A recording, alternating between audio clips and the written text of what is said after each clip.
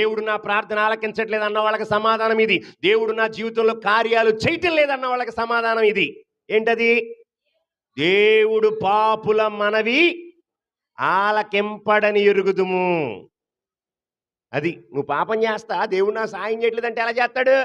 ఓ దొంగోడంట దేవుడి దగ్గరికి వచ్చాడంట, అయ్యా నేను ఇవాళ రాత్రికి బ్యాంకు దొంగతనం చేయడానికి వెళ్తున్నా, నన్ను ఏ పోలీసుడు పట్టుకోకుండా, ఏ సీసీ కెమెరాలో కనబడకుండా, ఎవరికి దొరకకుండా ఉంటే నేను చేసిన దొంగతనంలో నీకు 10వ వంతు ఇస్తానయ్యా అని ప్రార్థన చేసుకుని బయలుదేరాడంట చర్చి బయట.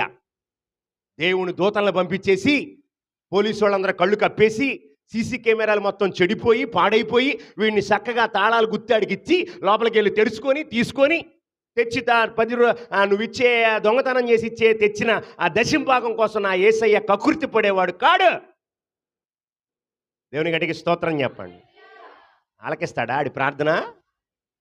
పోలీసోడు కళ్ళు కప్పడం కాదు, పోలీసోడు కళ్ళు అప్పచెప్పుకొని నువ్వు వెళ్ళంగానే ఆడికి నువ్వే కనపడతావు. నేను చిత్తగొట్టు లోపలేసినట్టు చేస్తాడు నా యేసయ్య. దేవునికి స్తోత్రం చెప్పండి.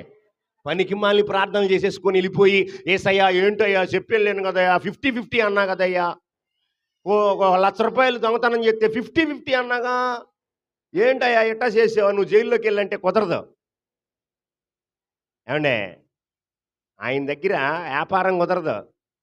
వ్యాపారం లోకస్తుల దగ్గర. దేవుడితో వ్యాపారం చేస్తా, నేను దొంగతనం చేయడానికి బ్యాంక్కి వెళ్తున్నా, శుభ్రంగా నేను అనుకున్నదంతా మంచిగా జరిగితే బంగారు సిలువ చేయించేసి ఇక్కడ పెట్టేస్తా. ఎవడకు కావాలి నీ బంగారు సిలువ? నా యేసయ్యకి కావాలా నీ బంగారం సిలువ? ఏమండే, ఆయన దగ్గరే రహస్య స్థలములలో దాచబడిన గొప్ప ధననిధి నా యేసయ్య దగ్గర ఉంది. ఆమేన్. ఏమంటే, వెండి నాది బంగారం నాది అంటున్నాడు ఆయన. నువ్వు ఇంత బంగారం ముక్కుకెట్టుకొని చేతికేసుకొని మెడకేసుకొని ఎగిరెగిరి గంతు పడుతున్నాయి 10 కాసులు. ఆయన దగ్గర కుప్పలు తెప్పలుగా ఉంది కాళ్ళ కింద. దేవునికి స్తోత్రం చెప్పండి. ఎవడకు కావాలి నీ బోడి బంగారు పొంగరం, నీ బోడి చెయ్యిను, నీ హారం? ఎవడకు కావాలి?